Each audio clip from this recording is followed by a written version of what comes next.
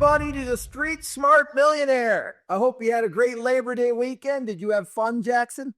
I did. We had a great time. Went and saw the family out at the lake house. So Jackson is one of my long-term clients. How long have you been my client? Level 1, 2016, level 2, 2017, and been in level 3 since 2018. So you've been a client of mine from an entry level to a big level from 2016. Tell us about your mortgage career in 2016. Went to my very first summit. Walked in, was sitting in the back. Wasn't sure how I was going to make it. I was struggling there financially, and saw somebody on stage that was super dynamic like you, really grabbed my attention. I didn't know if I agreed with everything at first, but you definitely grabbed my attention, and you had a plan. So I was like, I'm going to follow this guy. Well, we've been together a long time, and now you've been coaching me for how long? Coaching for me for how long? I've been coaching, went through the mentor program, then coached coached your loan officers, and then now at level 2 for about 3 years. Cool. You're exactly what I think people should do. You find a plan and you follow the plan. You decided that I was the right plan for you. Why did you decide I was the right plan for you? Authenticity, honesty, and motivation. Right. And what do you think? What do you love about the mortgage business? I love that you get to be someone at a moment in time that's very important. Like, think back, who are the people that really mean something to you? It's probably maybe the pastor that married you, right? Maybe it's a doctor that delivered the baby. I kind of remember that doctor when my first baby was born. You remember the doctor that delivered you when you were a baby? No, when my first child was born.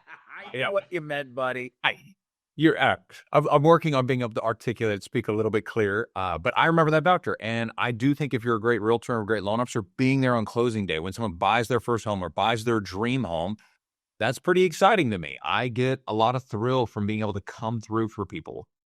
You know, I watched a show about lawyers called Suits, and I just finished watching it a couple months ago, and they all left the business to go do things to help people, and we're in business that helps people now. Do you agree?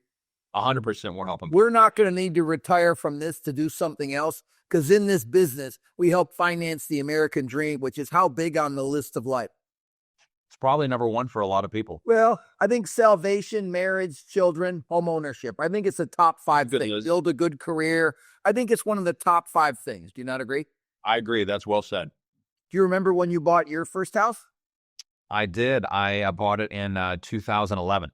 And how old were you? I was 30 years old. 30 years old. You bought your first house. How many houses have you owned now? I've now got third. So now I've been to your new dream house that you built. How long did it take you to build it? It took 2 years to build. 2 years to build it. It's pretty cool. So you got a wife, you got 2 daughters, right? Yes, Ella and Gia, 8 and 13. 8 and 13. So what is, like, I know what wealth looks like. You've been a lender for a long time. You're super driven. You work really hard. How many families do you serve a year? Probably about between 210. You're pushing me. I need to get to 240 is my goal. You're trying to do 20 a month. Right now, you're around 17 a month. That's yeah. How many million will you close a year in business? Close about 9 million a month. I'm on track to close 110. 100. So you'll close about 110 million, and at the end of the day, all in between your commission and your branch, you'll make about how much money? Probably between 1.7 and 2 mil. So you make between 1.7 and 2 million. How many years have you made over $1 million? This will be 6 years in a row. 6 years in a row, you made over $1 million. And I will tell you about me and you have something in common. I'm not the most charming. I'm not the best worker, but I'm the hardest worker. And I think me and you have that in common as we're hard workers. Do you agree? I agree. Rick, where do you get like your drive for work ethic? Like, did that come from a father or one of your mentors? Or you always just been? Well, my dad was a garbage man and delivered topsoil at night. So my dad worked really hard. He was a hard worker. All my mentors, I'd had 8 mentors, and all my mentors were all hard workers. So I've never had a mentor that coasted. I've never had a mentor that took it easy. So everybody in my life has always been a really hard worker. How about you? What makes you such a hard worker? I think I became a hard worker when I had a child, right? And then I had my second kid. I needed to make real money to pay for some medical procedures for my second child. And all of a sudden, it's like when life and death is on the line, it's like, I'm going to make some money. And that was really when I met you, Rick. It was 2016. And about 15 months later, we had our second child. But I would not have been able to pay for all that if I hadn't been able to get in your program and make them type of money to pay for that. And your wife doesn't work, correct? She does not work. No. So you get to have that balance of having that super supportive spouse, correct? Correct. I think one of the greatest business hacks is having a supportive partner. How many hours do you work? Probably 50 to 60. Yeah, I work 50 to 60 hours every week. Why do you say that begrudgingly? Well, one of my goals, Rick, is to try to cut that down, but we've been facing a tougher market, right? Like there were times when I was trying to get my hours down to 40, 45, but I've I probably am pushing closer to 60, but I'll be honest, I was sitting there last night on the patio, Memorial night, thinking, man, I'm bored. I can't wait to go back to work. I mean, that's like, I love being home with my wife and the animals and the dogs. But for me, I mean, I love going to work. I love helping people. I think a lot of people don't get to make a difference, Jackson. We get to make a real difference. So that's why I think the wealth is more fun for us than other people. So what are some of your long-term visions? Like you're a pretty young man. What are you, like 42 years old, 44? How old are you? 42. Yes. So you're 42 years old. You've got 2 young kids. So you at least got to work till your kids are 20, correct? Correct. And so I think really my mission is to, change the world one at a time, make great memories as a family, serve and love God, serve and love people. So over the next 5 years, I want to be able to build a great relationship with my wife, have an amazing, phenomenal marriage. I want to have an amazing, phenomenal relationship with my kids and really teach them about money. Work-wise, I'd love to get to 2 billion in production as a region. I'd like to do, that'd be 11 years in a row over $1 million. I want to be at 10 million cash net worth. I'd like to build a, foundation similar to some of the stuff you've done with your trust and being able to, move in a direction of learning more about that. I want to do You changes. seem very goal oriented. Like, seems like you can rattle off 10 or 15 goals that you want to accomplish.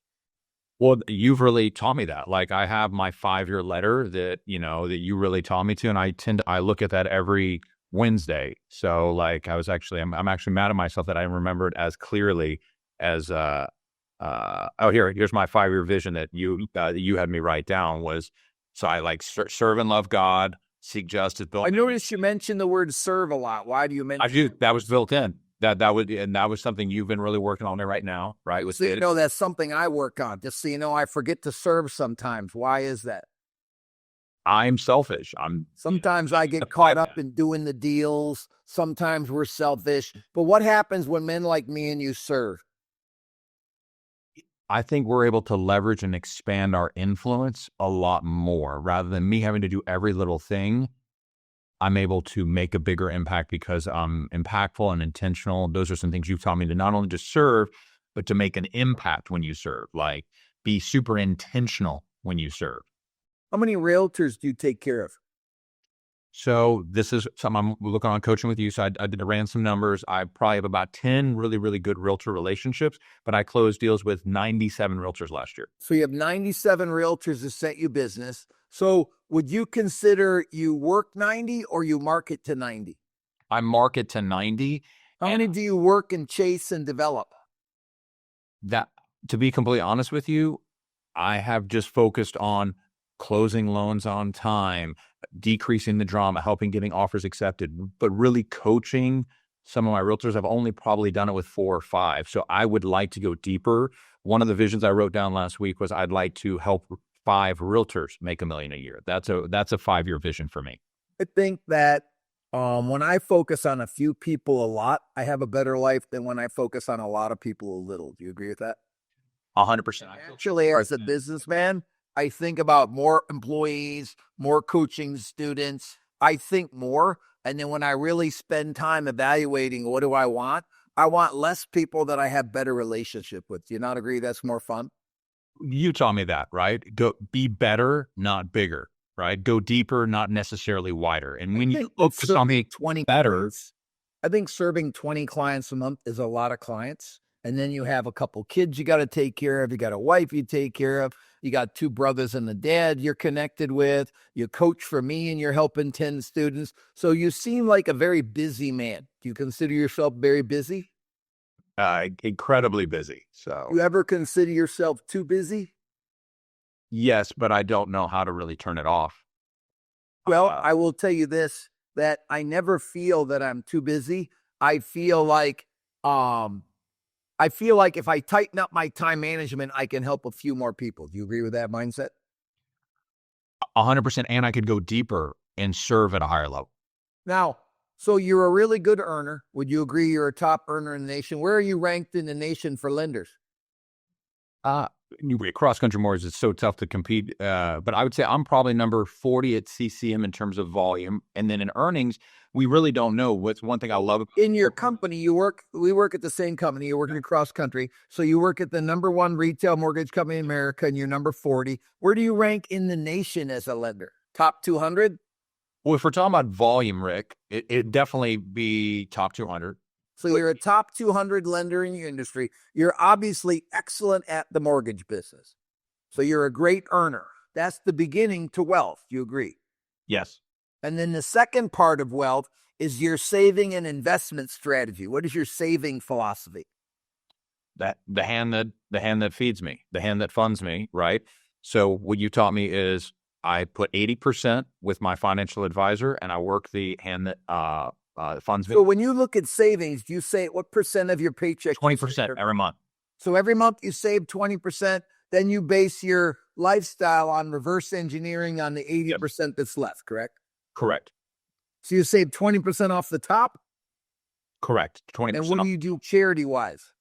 10% of gross. So you do 20% of your gross into investing and 10% of your growth into giving. Very, very balanced. Excellent job on that. That's about as good as I've ever seen anybody be, that you consistently save 20%, you consistently give away 10%.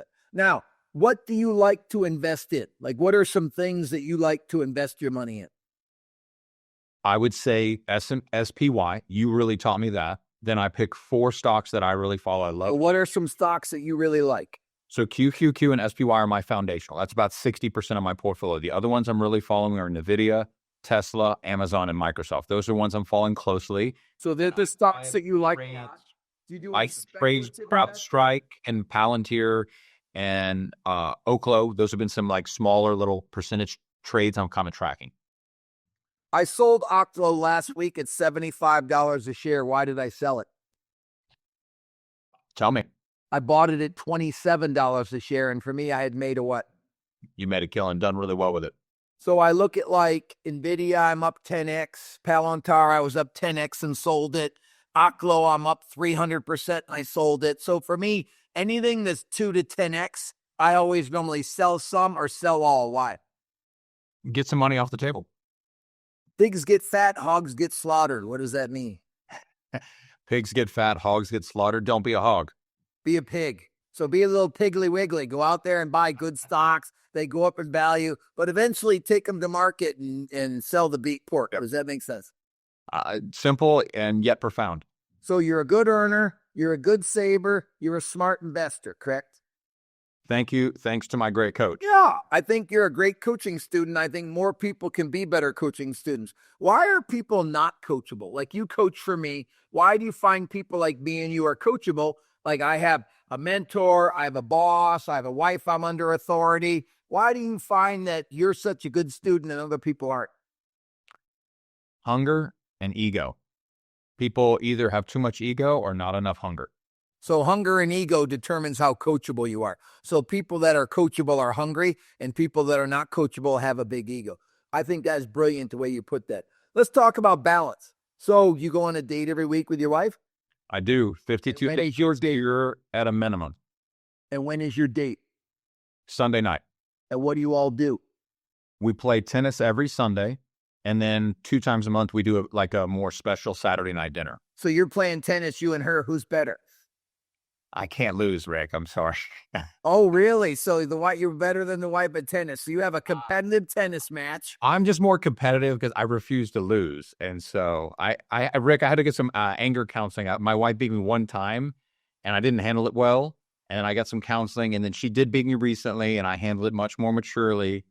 But so just so you know, how about we're competitive except on the date? How about that's the new rule? And I've learned that. I'm getting better. How about in life? Where you rank, how much you save, how much you give, how good you can arm wrestle, all those things that I want you to be competitive in. I don't want it to be with your wife. That's the one thing I did beat Kyle Johnson at, is the arm wrestle. So Cool. So listen, I know that Kyle is your nemesis. He's yeah. like the golden child right now, and you're chasing him. And here's what I will tell you. I find that he's a hard worker, you're a hard worker. He's grounded in faith, you're grounded in faith. He serves other people, you're working on serving people. He's a little ahead of you on that style. I think he's a little more charismatic than you. Why? Because he's pretty dang charismatic. He's pretty darn charismatic. I find him like, and I find that I'm trying. I will tell you this. I find that me and you love life. I find that he really loves life right now. I find a lot of people don't love life. Yeah, I don't know how to get there. I'm working on it. Well, I think you are working on loving life. I think I think you're grateful and you can be more grateful. I think you're enthusiastic. You can be more enthusiastic. I think you're serving. I think you can serve. I think you do everything well, but you have to do everything a little better. So on everything that you do, a little twist on the volume knob. Does that make sense? Yes. No. So what do you do to recreate? I know you're big in the gym. How often do you work out? 7 days a week. So you work out 7 days a week. And when do you work out? In the mornings. Get up at Time. 5. Usually get to the gym by 5:30. So every day, 7 days a week, you're in the gym at 5:30. And how hard do you work out? An hour, half hour? I do 5 days a week, 30 minutes, super intense P90X, and then on Saturday and Sunday it's more of an hour-long workout in the gym. Cool. So you work out 7 days a week. What time do you go to bed at night? 10 p.m. So exactly at 10 every night. Mm-hmm. Never later. So you're a man of a lot of rituals and a lot of good habits. So you get up every day at 5. You're in the gym at 5:30. What do you do after you're done with the gym? Well, I've got gratitude journal. I've got my John Maxwell, and then I start planning my day and getting organized on exactly what I'm going to delegate. So you're writing a gratitude journal every day. How long have you been doing that? That was a game changer. You taught me that. I've kept a journal every single time you've done it. It really has helped me keep my mental state way better. And The gratitude journal, you read John Maxwell, which I read daily leadership secrets every day to find out what makes a good leader, correct? correct. Yeah. That's a hard thing for me. I'm a really good salesman and a really good coach. I'm a really good investor, but I'm not a great leader. What does it take to be a great leader in your mind? Influence and leverage. No. You know, I look at it and I have about 36 loan reps, and you guys have how many? We've got about 12. And sometimes they wear me out because they can be a little needy. Do you agree with that? Yes. So I find that helping them stay on track is a big job, and helping them be organized so that they can earn well, save well, invest well, live well. When I look at my life, I look at, I've been a good earner for a long time. I'm a really good saver. I've saved 30% of my paycheck since I was, for 39 years, I've been saving money since I learned about it. You've been investing for how long? I've been saving 20% since 2018. So imagine 39 years, I've saved 20% of my paycheck, and I've invested in the S&P and a handful of good stocks because that's what I was taught. I don't vary much, do I? No, very consistent. I get a lot of people that can't stay the course on basics. Like they come with us in the core, or they work for me and they do the basics for a while, but then they get away from the basics. Why do you think that is? Distraction and lack of discipline. I look at I agree. I think distractions and lack of discipline is brilliant. And I don't also think they're focused on their vision. Like the vision is to serve people financially. You got to dress professionally. You got to talk to a lot of people. You got to have good follow-up. You got to be an expert. You agree with that? Yes. Do you have all that on your desk? You have all of those different visions. And how often do you look at your vision? I look at my visions and I look at the 5 main words. What are my core values? I want people to make more, save more, give more. I look at my motivation. I want to focus on other people's money. I look at my vision. I want 400 clients making $1 million. I want 40 loan reps closing 240 loans.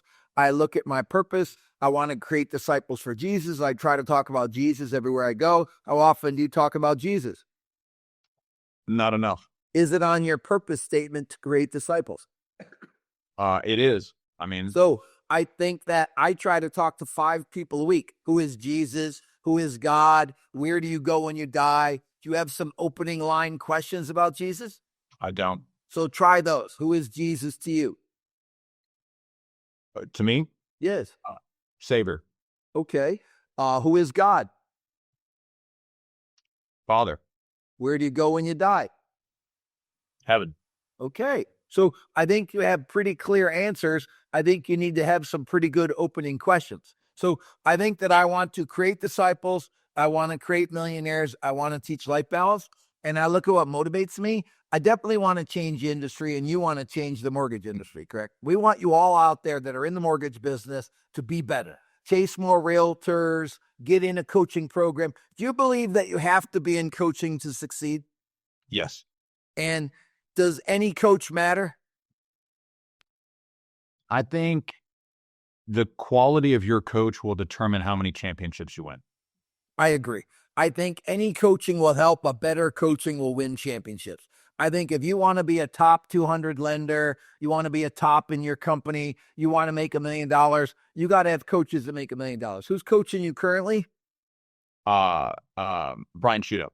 So Brian Shudo's coaching you, the number one loan rep in our program right now. He's just better in every category. He's better with whales. He's better with loans. He's better with his team. He's better at the branch. Do you agree? 100%. And he makes about 50% more than you. You agree? Why do the coaches always have to make more money than you? Because you're looking up to someone. You're trying to chase somebody. It's natural, isn't it? To look up to somebody that makes more money, has a better bank account, has a better team. So how would you feel you are as a student? I'd only give myself an 8. Hey, and how do you feel you are as a coach? 6. And how do you feel you are as a loan rep? As a loan rep? Yes. 9. You're a really good loan rep. Doesn't get much better than you. Some people have bigger loan amounts than you, correct? Correct. Now, you're in Dallas. It's all entry-level homes, correct? Well, I've been getting my average loan amount up pretty much. I'm at 5. Yes, because you get to target market. What do you get to do? I've been going more luxury after you taught me to. Yeah, past clients and luxury is a better model. Now, how would you feel as yourself as a Christian? 7. How would you feel as a husband? 8. How would you feel as a dad? 7. Okay. And how would you feel in your physical fitness? 8. So everything is a scale for me and you. I like to measure everything. My wife doesn't like that. My wife does not like measuring. Me either. Yeah. So my wife never wants to be measured, and she doesn't want to measure our relationship. I always have these questions. How would you rate our relationship? How would you rate me as a husband? I always want to rate, but she don't like it. Does your wife not? That doesn't work at home. You agree? No, that does not work well. Have you and Britt have any good dates recently? Oh yeah, we just went to the Circus Olay. We went to a high school football game, and we went to the county fair. 3 really good dates in the last 3 weeks. Are those fun? Yeah, that's a pretty big spectrum right there. Cirque du Soleil and Well, I like acrobats. Did you not know that about me, that I like acrobats? I did not. Tell me more about the acrobats. What made you? Well, I went to Circus Olay, and they love what they do, and they're juggling and they're jumping. I just, for some reason, love people that can do anything well. Like if I see a band or an acrobat, anybody that does anything well, I really like. So last thoughts for our audience out there. My last thoughts are that my life has been forever changed by the core training and by specifically Rick Ruby. And so if you don't have a coach, get one, because any coach is going to make you great. But if you really want to chase greatness, if you're upset because you're not doing that well, I'm just telling you, Rick is the man. Like, there's a great community of people here that will make sure you actually hit your numbers. Well, I think you're part of the great community. I look at you as one of the young and up and coming coaches, and I think your business is dialed in and your life is dialed in. And I think that you look at just getting up at 5 o'clock every day and working out 7 days a week. This is why most people don't do better. Why? They have no discipline. To discipline. I feel like the best addiction is discipline. Yes. And are we addicted, me and you? Addicted and consumed. Yes. Addicted and consumed is how I would describe both of us. Now, are most people just showing up, or are they addicted and consumed? They're not addicted and consumed. They're not hungry enough. If you're hungry enough, you will figure it out. Cool. What does hunger look like to you? It could, at different times, it meant different things to me. At one point, it was maybe just providing for my family, right? And maybe paying for a medical procedure. Then it was going on a trip. Then it was having 6 months of emergency fund. You just got to chase everything with intensity. And I learned that from you. Like, if you want it bad enough, go get it. Like, make it happen. Why is it that so few? Why is it that only 1% makes 500 grand a year? Why is that? Are they not tough? Are they not driven? Do they not want to have a better life? Or do they not think it's possible? Yeah, maybe you're right. I think it maybe it's just the belief system that it is possible. And I think that's what the summit gives you. You come to this event in November. It's the first time or two you go, it's really more about just believing that it's even possible. So we specialize in clients over 25 million that want to get to 50, 100 million. Why is that our bar? Because they're already pretty good, right? Yes, like it's you're trying to take someone in the NFL and get them a Super Bowl. I can't be taking someone in Pee Wee football. There's another place for coaching that. That's not Rick, Rick. Like Rick, that's not us. We are 25 million and above, going to 100 million. Really, like for us, I'm really looking for people that are like already really good in the mortgage and real estate business, but they don't think they're great. But I think that 100 million is a pretty good business. I think that 5 million in the bank is a pretty good business. I think that making $1 million 6 years in a row is a pretty good business. Going on a date every week is a pretty good marriage. I think that you're doing a lot of things well, and I'm really, really proud of you, Jackson, and you're a grinder. And that's the best compliment I can give you. You have two brothers that are in the business, correct? yes, One's really smart, correct? yes, And one's really charming, correct? correct. Which one do I spend the most time with? We spent it with me. I'm neither of those two things. I spend the most time with the grinder because I'm a what? Because you're a grinder. I'm not that charming and I'm not that smart. So me and you get along. I want you to know you're one of my all-time favorite students. I love having you in my life because I know that as long as I pour good stuff into you, good stuff's come out of you. You're a very good student. I'm very proud of you. And your discipline, amazing. Have a great week. Thank you, Jackson. Thank you, everybody, for coming to the Street Smart Millionaire. Remember, November 5th, 6th, and 7th, if you do 25 million, spend 5 grand, come to the summit, look into a relationship with me. Me and Jackson will help you be all you can be. Thank you, Jackson. See you later. Thank you, Rick.